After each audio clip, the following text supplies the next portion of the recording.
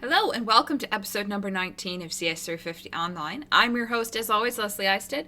And in today's episode, we are going to take a break from looking at course content, and we are instead going to go over assignment 3. So, yay, assignment 3. It is the last coding assignment that you have. There is still, of course, the 2 reading assignments, and make sure you don't forget to do those. They're posted on Learn, of course, and the papers you're asked to read have been posted to Piazza. Just a note on those reading assignments before we start talking more in depth about assignment 3. The reading assignments are, the first one is for scheduling. And it's not that you need to have a deep understanding of scheduling from the course material in order to do that assignment. Everything you need for the assignment is actually contained in the paper. And the same is true for the second paper, which is on the log structured file system. So they're very self-contained papers, and I really recommend that you read through them a few times before you attempt the little quiz about them. So that's just a heads up, warning. Now, in terms of A3, as always, we'll be showing you a guide for how to implement it. I know most of you probably haven't taken a look at the assignment yet. Some people actually find assignment 3 a little bit easier than assignment 2, simply because we are going to be only testing with a single CPU on assignment 3, so that can make things a lot easier. Plus the code, I think, is a fair bit shorter too. So, I think it's an easier assignment, but I don't want to tell you it's easier and then you spend, like one day and be like, oh my gosh, this is not easier. But I think you get what I'm trying to say. I think most people do find it easier, especially easier to debug. All right, but first, before we get, of course, into assignment 3, let's talk about the OS of the day, which is one that I think a good number of you are probably using. If I had to take a guess, somewhere between 40 and 60% of you are either currently using macOS or have used it at some point in the past. And although I am no longer live streaming from a Mac machine, I have one sitting right beside me. I've got the Linux machine in the middle, and then I've got Mac over here, and I've got a Windows machine over there. I've got all 3 right here. So macOS, as you all know, is a product of Apple, and it was released in 1984, and there are 2 generations of macOS, and actually there's 2 generations of Windows as well, and when we talk about Windows, we'll talk about those 2 generations too. macOS can be divided into the Classic, which is everything before 2001, and then macOS X, which is what we are using today. So the Classic macOS, this is a pretty restrictive operating system in the fact that it doesn't support a lot of features, and it never did. Even in the 90s, it didn't support a lot. In the earliest machines, in order to give people better performance, what was interesting is they actually stored part of the operating system on what's known as a ROM chip. And for those of you not familiar with what ROM means, it means read-only memory. So the code for the operating system was actually stored on a chip on the board, and that actually made the performance a fair bit better. And you're talking about the early mid-80s, that was a pretty big deal. Especially because Apple had a bit more of a graphical environment for an operating system than DOS and PC computers had at the time. So they needed that extra performance. Now, they also didn't do things in this early version of their operating system the way that commercial operating systems were. So they didn't support any kind of multiprocessing until 1987, and it wasn't until 1991 that they actually supported multitasking via cooperative concurrency. So they still didn't do preemption even when the 90s hit. And actually what's interesting is you might be thinking, oh, well, surely Windows did. No, they didn't either. And to be quite honest, so just to remind you what cooperative concurrency is, of course, cooperative concurrency is where the only way that context switches actually happen are because a thread blocks, a thread voluntarily yields, or a thread exits. So if threads are not actually cooperating with the concurrent nature, so by voluntarily yielding, then you don't actually get those context switches happening. And I mean, a lot of people will be like, well, that's such an old-fashioned idea, because if you look at any Unix-based system, they have had they had preemptive concurrency for at least a decade or two before this. And it's like, yes, that's true. Unix operating systems did have it, but they were also multi-user systems. They had a lot more processing power. They had a lot more memory, so they could handle it. But if you look at consumer-grade computers from the early 80s and even through the 90s, they were pretty restrictive. So like the 1981 IBM PC, which I've mentioned before, came with a default 64 kilobytes of RAM, which wasn't very much, and its processor was only like 4.7 megahertz. 4.7, not 4.7 gigahertz, 4.7 megahertz. It was very, very slow. It wasn't the kind of computer, and the use cases that the consumer would be using were never the kind of system that they even expected the ability to do two tasks at the same time. Certainly, I never even really thought of having two programs open at the same time until about Windows 95. And for the record, Windows 95 also used cooperative concurrency. So, and if you're looking at Mac as well, the way that the consumer was using these machines, it wasn't a big deal if you didn't have preemptive concurrency, because there wasn't the processing power physically to do it. But secondly, the users were not in that mindset of a multi-user system where people could be doing lots of things at the same time. So even though this seems like it's a really backwards idea, not even supporting cooperative concurrency until 91, it actually wasn't that big of a deal. One of the other interesting things, and by the way, this is also common with Windows, is that it didn't support virtual memory. That's Mac OS did not use virtual memory. They actually used physical addressing until 91. And then in 91, they actually started using virtual memory. And again, it wasn't a big deal, because if you don't have multiple processes running, then you don't have the need to isolate those processes from each other, because there's only like one of them. And so it was never considered really important. Now, this old classic edition, it was pretty much considered not what they wanted to go forward with, because if they wanted to go forward with better hardware and the concept that people could have multi-user systems and people would actually want to have multiple browsers open at the same time, too many changes would have had to have been made to the classic version in order to actually support that. So they actually threw it out, kind of, and then they produced Mac OS X. Now, Mac OS X is not an in-house product. What they actually did was they bought Next Step, and Next Step had their own version of BSD, and then Apple took Next Step and actually modified it and produced Mac OS X, which is what you have today. So if you have a Mac, you are actually using a variant of BSD. Now, it is a heavily modified variant of BSD. Obviously, it's using different file systems, but there's still a lot of the Unix core ideas there. And I mean, you can see that because you've got like a terminal and you can interact with it the way you would expect to interact with any standard Unix system. But it's very obviously heavily modified, because at the same time, there are a lot of things you would anticipate that you can do, but it just doesn't work that well.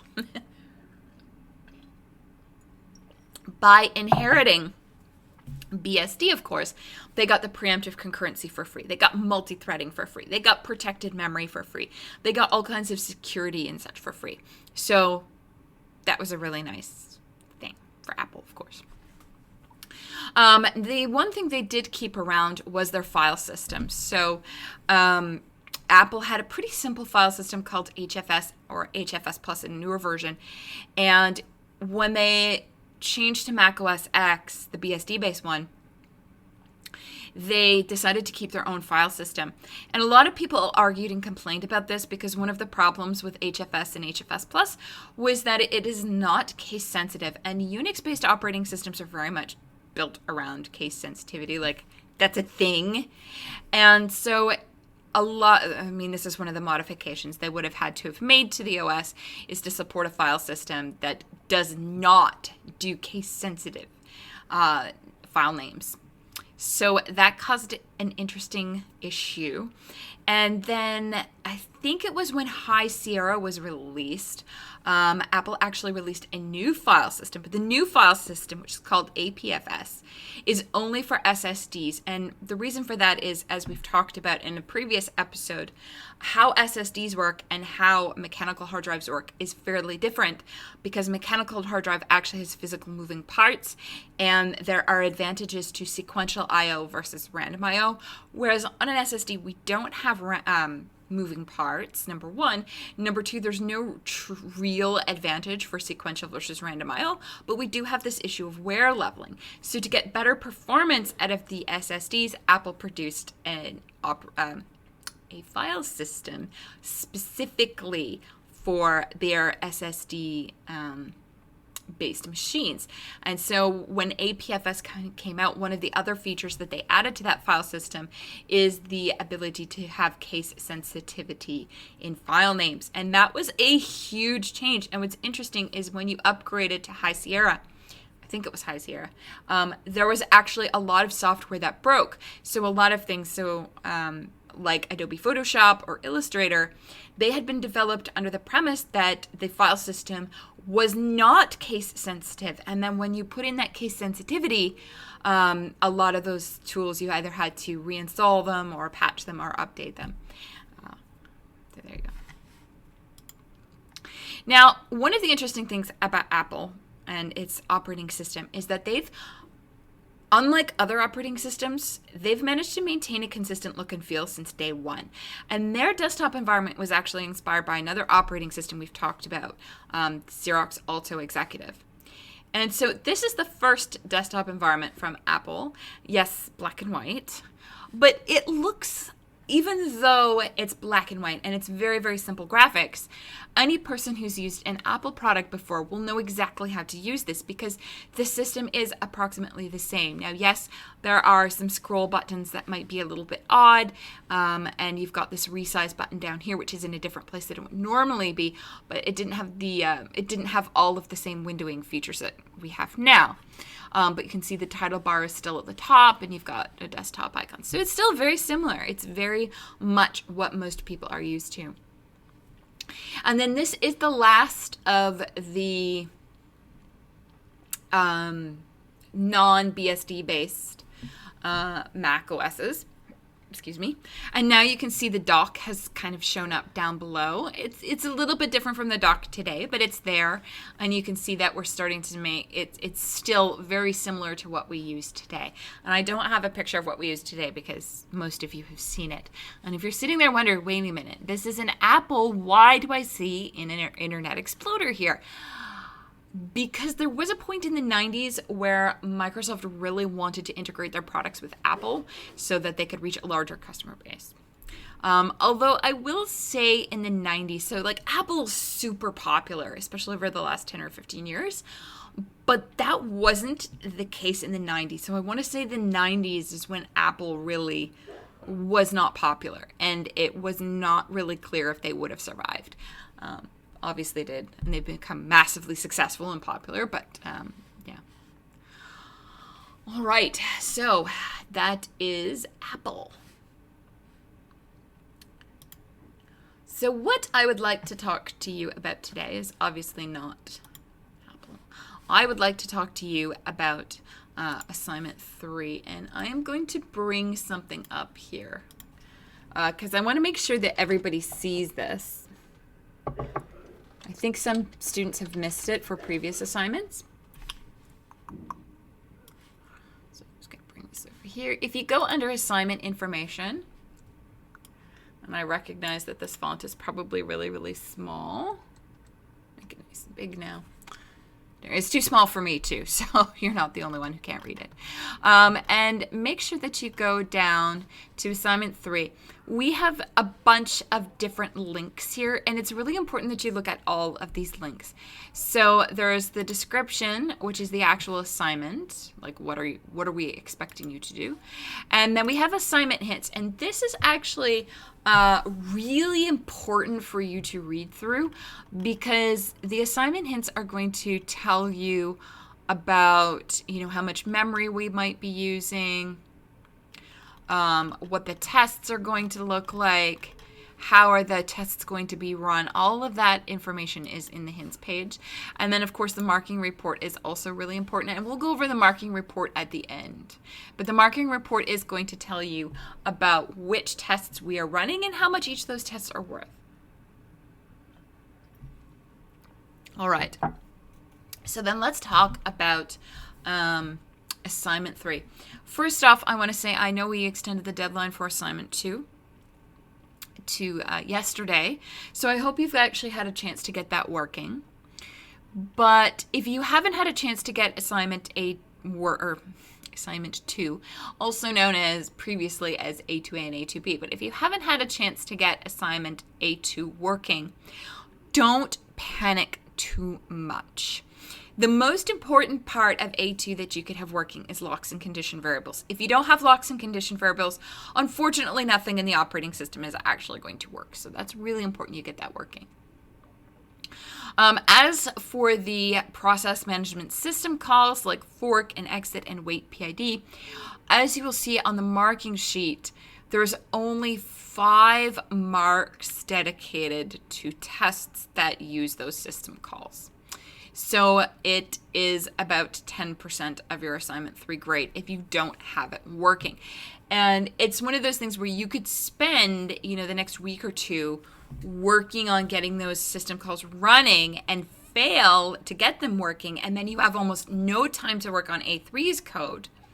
So it's almost in your better interest to, instead of sitting there and trying to figure out what's wrong with your A2 code, just start with your A3 code. Just get that working. And then if you have time, make a branch of your code, and then in the branch, try to solve the system call problems that you have. But my recommendation is to avoid fixing that unless you have time. The other thing I want to say is that none of our tests for A3 use argument passing. So if you didn't get argument passing working for A2, don't worry about it for A3. Don't bother, we don't need it. Happy times, right? Okay. So assignment 3 is addressing then one of the big elephants in the room for OS 161, and that is the fact that we don't actually have virtual memory functioning properly. And in fact, what we are actually meaning is that while we technically do have virtual memory, a lot of things are actually broken in it, and we need to fix those things. Otherwise, you can't run programs back to back. So the first problem that we have is that whenever the TLB is full, we kernel panic and die. So there's no cache eviction being used in OS 161. And that probably seems really silly, but that's just how it works. There's no cache eviction. So the first thing that we want you to do, of course, is to fix that. After you fix that, one of the other interesting things to note about OS 161 is that the user program's code segment, which should be read-only, is not read-only. So our user programs are actually not read-only at all. So anything that's a constant isn't really a constant. And as you can imagine, that can pose quite an issue for users. So there you go. Fun stuff. All right. So obviously we're going to need to fix that. Now those first 2 things, the first one on that list, I can tell you could start it right now and you'd be done by the time this episode is complete because it's only a couple lines.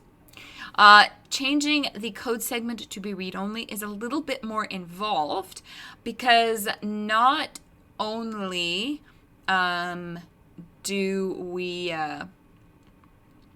want to make sure that the code segment is protected, we also want to make sure that the kernel doesn't panic and die every time the user tries to write to read-only memory. I mean, can you imagine this? Like, think back to when you took CS136. How many times did you have a memory error?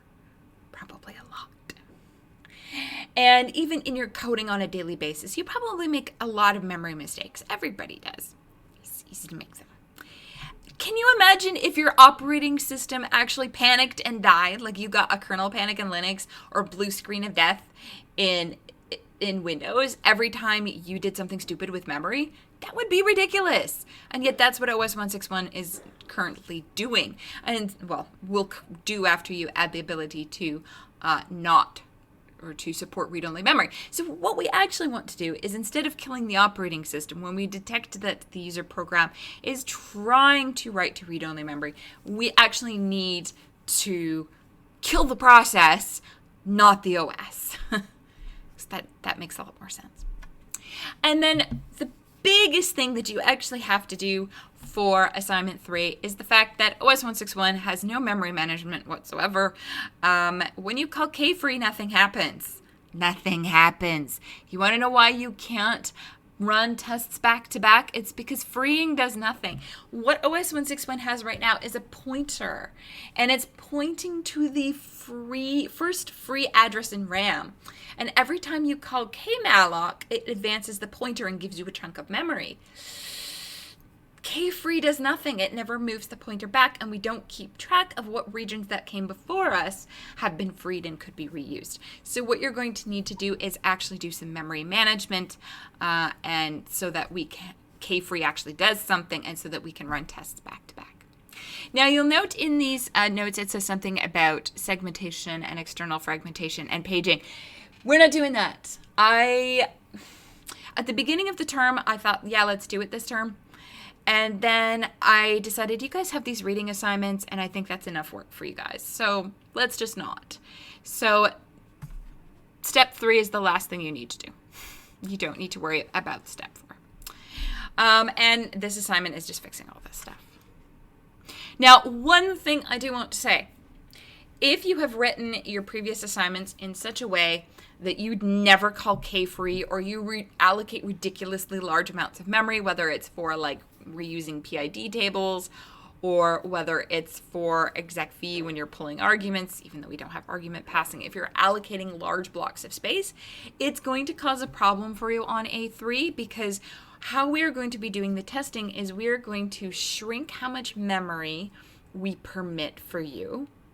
And then after we shrink that, we're going to run the tests back to back. And this is going to test whether you actually have memory management working, because if you don't, then the tests won't run back to back. So, yeah, make sure you're freeing everything. All right, so let's talk about some of these individual tasks. So the first task is very, very simple. You should be able to complete that in no time at all. And it's simply adding the TLB cache replacement when the TLB is full. So anytime you detect the TLB is full, it's going to happen inside VM fault. And you'll find VM fault in dumvm.c. And you'll see at the very bottom of dumvm.c, and I don't actually have the source code to OS 161 on this machine right now. Otherwise, I would show it to you and open it up. But at the very bottom of VM fault, there's a lovely little for loop. And inside that for loop, it's actually searching the TLB for a free spot. And if it finds a free spot, it's going to put a TLB entry in. And if it doesn't find a free spot, then it's going to cause a panic. So what you need to do is, instead of, if you can't find a free spot, instead of panicking, which I think is just returning a certain error code from VM fault, instead of returning that error code, instead of causing the panic, you are instead, if you cannot find a free spot, you are going to, instead of implementing your own cache eviction strategy, we already have it implemented for you. It's called TLB random. And you're going to use that to randomly choose a victim and insert your new TLB entry. Now, you might be thinking to yourself, that seems like a really bad eviction strategy. Actually, my understanding from cache studies is that random cache eviction isn't actually that bad. I mean, we think that it's probably going to be bad, but it doesn't actually end up being as bad as you might think. So it's actually a fairly decent strategy. And it's implemented for you. And so, yeah, if you can't find something in the TLB, then you call TLB random to do a random eviction. And that's it. It's only like 1 or 2 lines of code that you need to actually modify in order to do this part. That's it. Now make sure that when you are actually playing around with the TLB, you don't accidentally write things to it, because if you have multiple pages or multiple entries in the TLB with the same page, you're going to have a really bad time. TLB don't like that. Okay. So there you go. That's it for the first part. It's literally like 1 or 2 lines of code. So the next thing that we want to do has several parts to it, and that is we want to support a read-only code segment in the user program. This is actually, there's several steps. You should do each step separately, and then make sure you get the expected behavior before you move on to the next step. So the first step is we note that anytime we find an address in the code segment that we want to add to the TLB, we should be marking it in the TLB as read only. And what we want to do for that is to turn the bit known as TLBLO dirty off. We want that bit off. And if it is off and then we try to write to an address on that page in the future, the MMU will throw an exception that will be an attempt to write to read-only memory. So how do we do this? So we've given you a little snippet of code here. So remember that TLB entries and MIPS are 2 words. The high order word is the page number, and the low order word is the frame number followed by all of the little bits.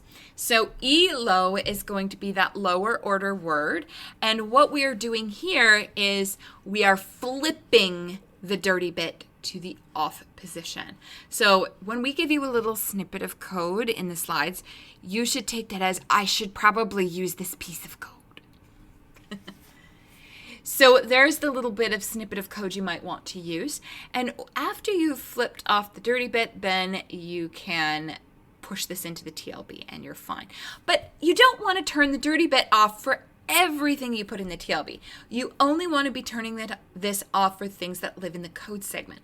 So one way that you can do this is you need to figure out, is the address I'm trying to add to the TLB, is it a part of the code segment or not? So at the very top of VM fault, you'll actually see there's a bunch of if statements that check if it's part of VBase 1, and if it's not a part of VBase 1, is it a part of VBase 2? And if it's not a part of VBase 2, is it a part of the stack? And VBase 1 is also known as the text or the code segment. So you should make a flag in dumvm, or in VM fault, and the flag is initially false. And then if the address is a part of the first segment, the code segment, VBase 1, then what you're going to do is set the flag to true. And then when you are setting up the entries to add to the TLB, simply check if the flag is true, and if it is true, then flip the dirty bit. Ta-da! Now, when you try to write to read-only memory, it will throw an exception. Except it's gonna throw an exception immediately. So if you do this task, and I recommend you do the code written on this page, and then you test, you are going to find that every test fails with a write to read-only memory error. And that's okay, because that's exactly what you want to see, actually, because that means that that part works. The problem, the reason why every test will fail after that, is because when we are actually loading the address space into RAM in loadelf, we are going to be actually adding writing to memory. We are therefore going to be using the MMU, and therefore we are going to be having changes made to the TLB. So what's happening is we're throwing an exception while we are loading the address space. So that change you made on the previous slide actually prevents us from loading the code segment of the address space. Oops. It's okay though. It's fairly simple to fix. We want the code segment to be writable while we are loading it. We want it to be read-only from the point after we are done loading it.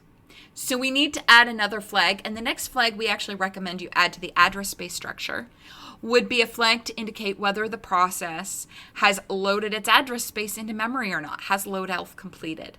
So at the very bottom of loadelf, what you would do is you would modify it to say, okay, this address space is now loaded.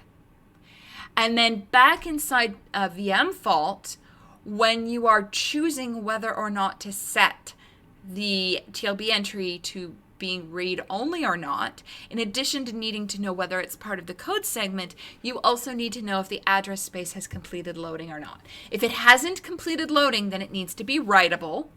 And if it has completed loading, then it needs to be read-only.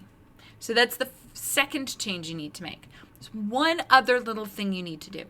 One of the problems is that if you were to continue about your way like this, there would be entries in the TLB that would be left over when the process starts to actually run. So when the process starts running, some of the TLB entries for the code segments from when we were doing the load elf part would actually indicate that that segment is writable.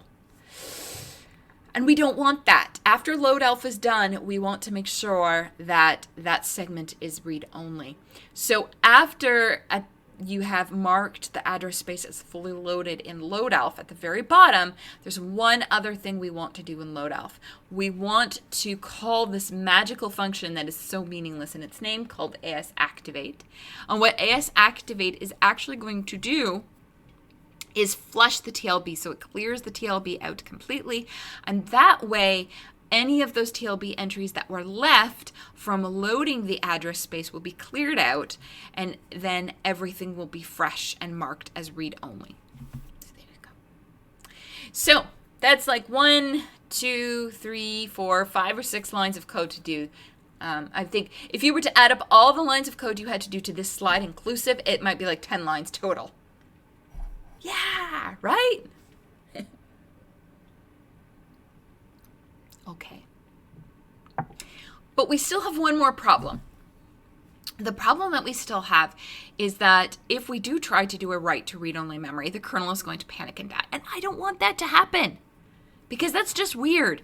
Operating systems don't crash because the user did something stupid. Okay, admittedly, in the old days, that was totally true. If the user did something stupid, yes, your OS could crash. Or if you do something stupid like uninstall half your packages in a Linux environment, yeah, your OS is going to crash. Don't do that. What I'm trying to say, though, is that regular program execution should not cause the kernel to panic and die. And that's what it's going to do right now. So we need to stop in the last part. Once you have these two working, the last part of getting the read-only text segment to work is to stop the panic. And what we want to do is we actually want to, where the panic is detected, which would be for VM fault read-only exception, we want to stop it from going through the panic process, which was returning an error code to MIPS trap. And then MIPS trap, when it sees that it's got an error code given to it, is going to call this magical function called killCurthread. And killCurthread is going to cause the panic. Instead of panicking here, what we want to do is we want to gracefully terminate the process. And there's 2 ways that you can handle this. So number 1, you're going to need to modify killCurthread so you can detect that this is the reason why the process, why the operating system wants this process terminated. And then instead of panicking, you need to do one of 2 things. You can make a new copy of sysexit that instead of calling exit, so you're going to have a different exit code this time, the exit code is going to be something like signaled or terminated. It's your choice. We don't care. If that's the case, so that's one option. So you're going to destroy the process. It's going to have the same behavior as exit, but a different exit code. The other option, and that would be getting a brand new copy of exit and modifying it. The other option is to take your implementation of sysexit and make it a little bit more generic. And one of the ways that you can do that is to add a parameter to sysexit that indicates why the process is terminating. And then inside of sysexit, instead of calling mkWaitExit, you're going to call the macro that is dependent on why the process is terminated. So if it was exit, call mkWaitExit. If it's because of a memory fault, then call mkWait signal or something, call something else so that the exit code gets set up differently. So it's your choice, but either way, what you want to do is instead of panicking inside of kill core thread, you need to call an appropriate function to gracefully close the process or terminate the process. And the rules of destroying the process are the same as the rules of destroying the process from exit. So if you have a living parent, then don't call proc destroy because your parent may wish to ask you why you terminated. But if you have no living parent, then you need to make sure that you do call proc destroy. And then when the parent terminates, you need to make sure that any of those children which are zombies, including yourself, which just terminated due to a memory fault, you need to make sure that they get properly destroyed. So there you go. You can either reuse your sys exit with a few modifications, or you can re-implement this from scratch. It's your choice. We don't care. The one thing I will say is please make sure that when you are terminating the process because of this memory error, don't make the exit code exit because it didn't exit gracefully. The exit code exit means that I actually called exit. I'm not calling exit here. I am the operating system and I am killing this process because it did something stupid. So make sure you have the appropriate exit code for that. And with that, and again, this is very few lines of code if you reuse what you already have. After this, you will have the proper behavior. We do, by the way, have one test that is going to actually test to make sure that you are not panicking when we try to write to read-only memory. So there is one test that does do that. Okay, so that's that. Scrolling in the wrong direction. Such a bad habit of mine. The last bit of the assignment is actually the biggest bit of the assignment. The rest of it you can handle quite quickly. You could be done in like an hour. The biggest part of this assignment is dealing with memory management, which is making K-free actually do something. The problem with OS 161 is that we don't actually keep track of what memory is in use and isn't in use. So we actually need to create something called a core map. And this is something we don't talk about in virtual memory. But what a core map is it's a table where we keep track of all of the regions of physical memory that are in use and all of the regions of physical memory that are free. And the idea is every time we need to allocate some memory, we go to the core map and we ask the core map, hey, core map, what is free? And the core map is going to tell us which memory is available and which memory is not. And then we can take some memory, and then when we call free, we release it from the core map so that somebody else could use it. So it's a table that keeps track of all of the pages of physical memory to let us know which pages are actually available or not. Now you might be sitting there and like, well, don't we have all that information already? It's all technically stored within the page tables. Yes, but how many page tables do you want to search through to find out that you have such and such pages free or not? You don't want to search through them all. You might have to search through 1,000 different page tables to find out what is and isn't free. And what if you're not using paging? Then you're going to have another problem. It's going to be computationally intensive to figure out what is and isn't free. So what's nice about a core map is it's a one-stop location for figuring out what regions of memory are free or not. Now, what ends up happening is if you actually look at during the memory use during the bootstrap process, we use a function called ram steal mem for everything to actually allocate some memory. And ram steal mem, it has a pointer as to where's the next free address, and it just, each time you call it, it advances the pointer however many times you want it to. And that's being called by getPpages. And getPpages, that's a function you're going to want to look at. So during the bootstrap process, it's going to use ram steal mem to grab some memory for the kernel to actually boot. Don't change that. That needs to stay as is. But after the bootstrap process, we want to manage what memory is left. So there's two kinds of, there's a bunch of different strategies that you could use for implementing a core map. So as I said, a core map keeps track of which pages or frames of physical memory are in use and which ones are available.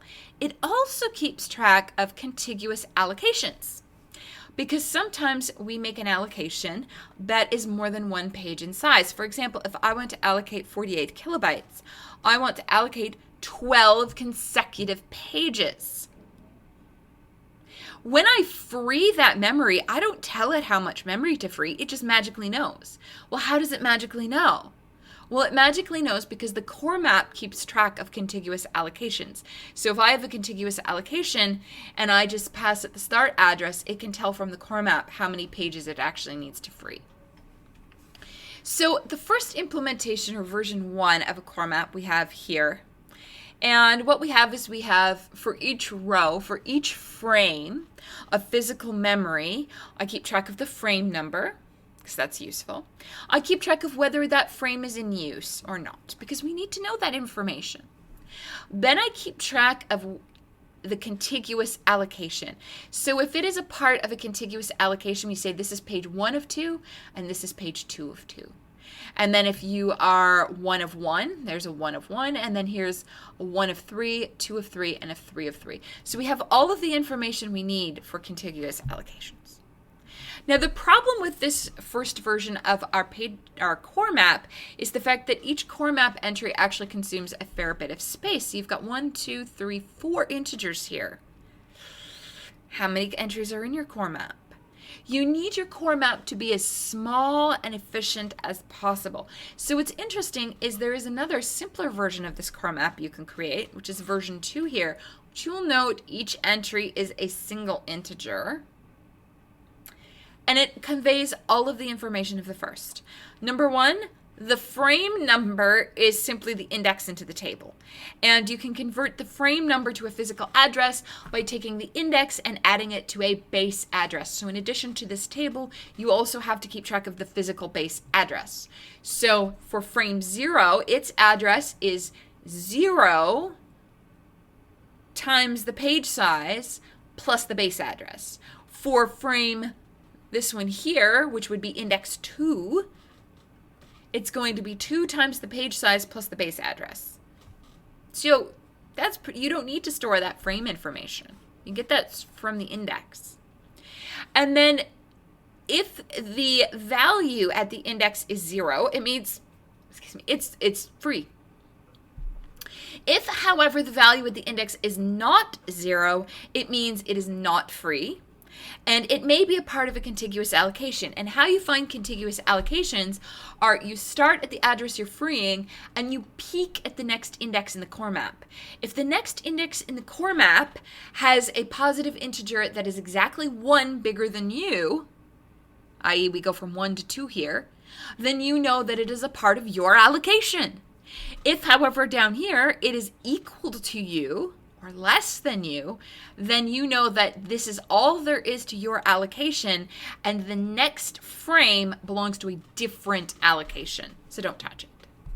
So all of this information here can be compounded into a single integer. It's up to you how you implement it, but I really recommend version 2 here because version 1 takes up too much space.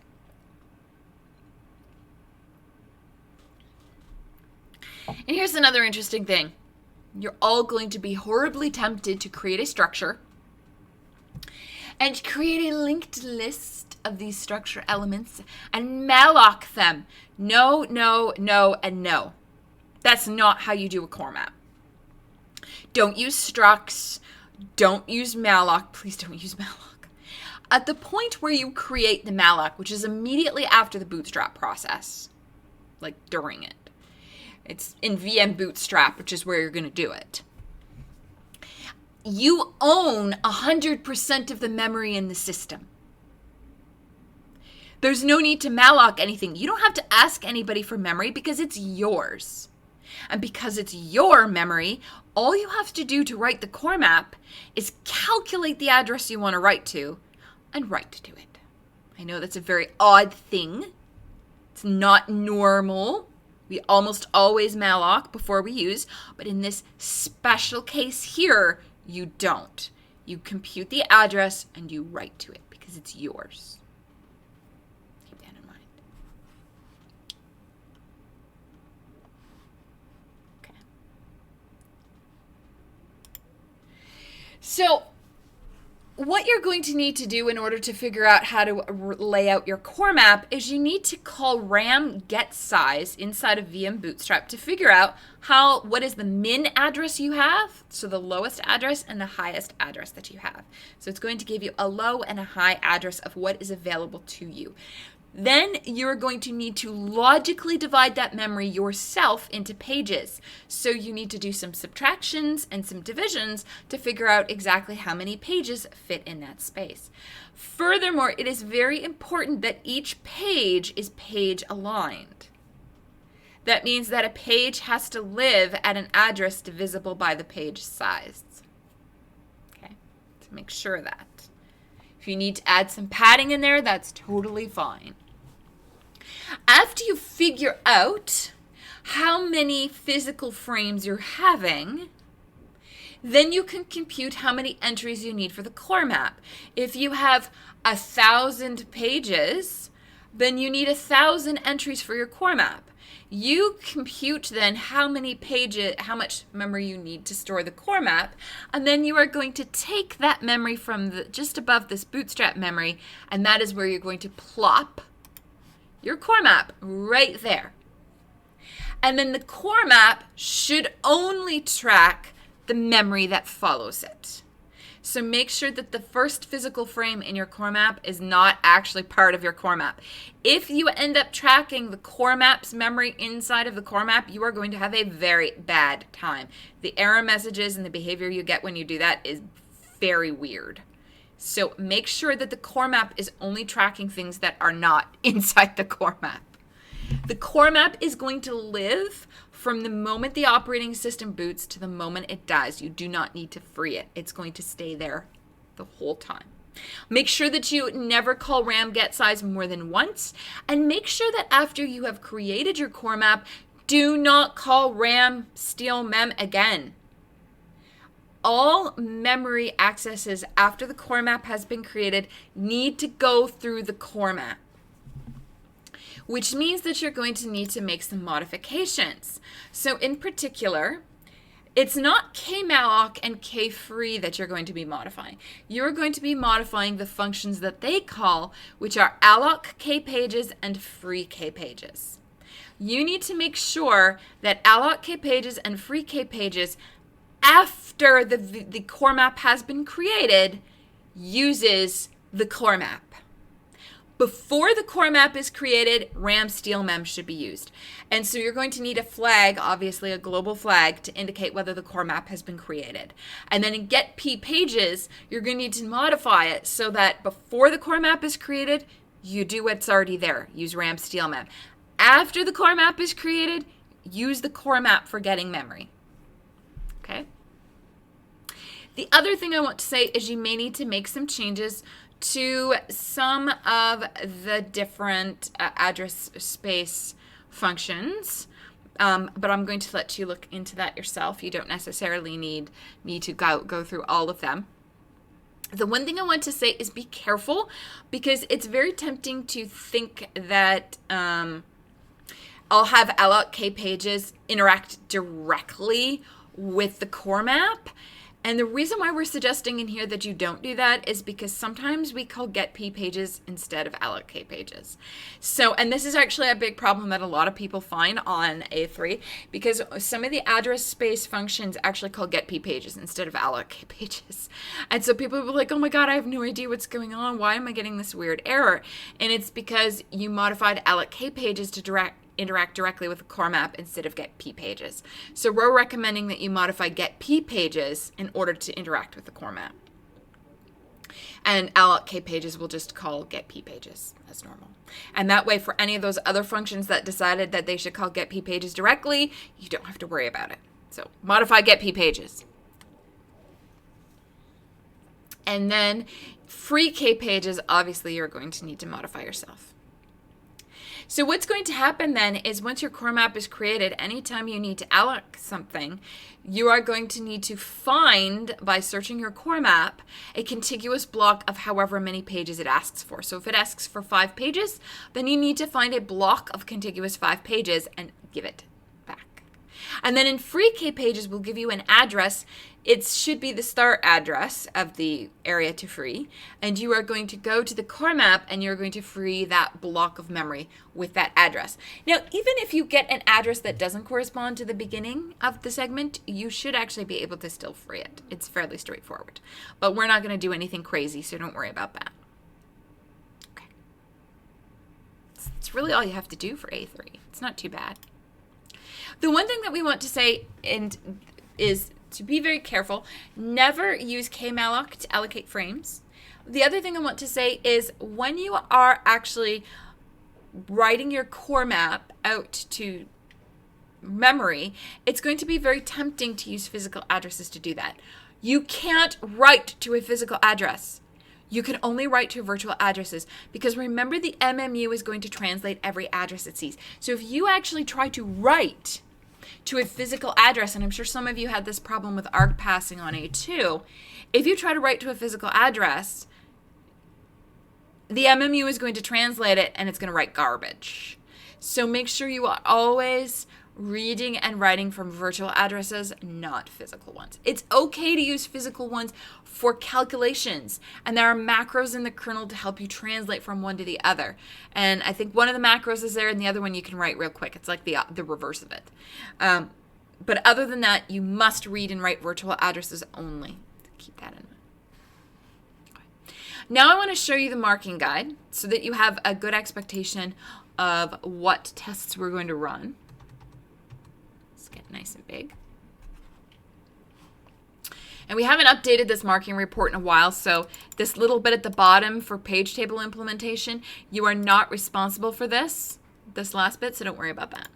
So as you can see here, we have VM data 1, data 3, read-only memory write, VM crash 2, sort, matmul, VM data 1 again, and then we have wide fork and hog party. So the only 2 tests that use any system calls are wide fork and hog party.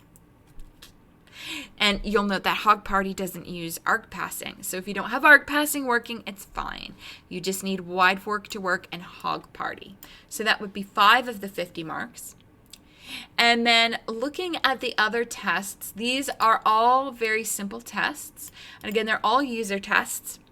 But how we are doing things differently for testing on this assignment versus previous assignments. Number 1, we're only using 1 CPU. Do not do multi-CPU tests. They won't work.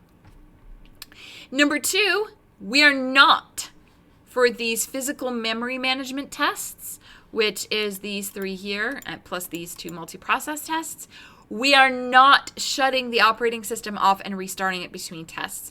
We are going to run these tests here back to back several times to make sure your memory manage actually works.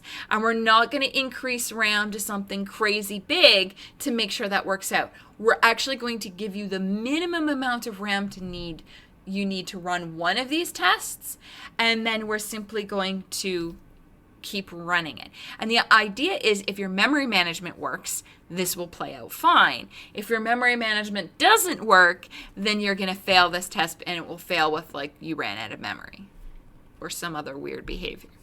So that's how this assignment is going to be tested. We've got a number of tests that get run on their own, which is these first 4. And then these other ones afterwards, these memory management tests, are really being done back to back to make sure that your core map actually does what it's supposed to do. You are not responsible for this page table part, so don't worry about it. We won't even talk about it.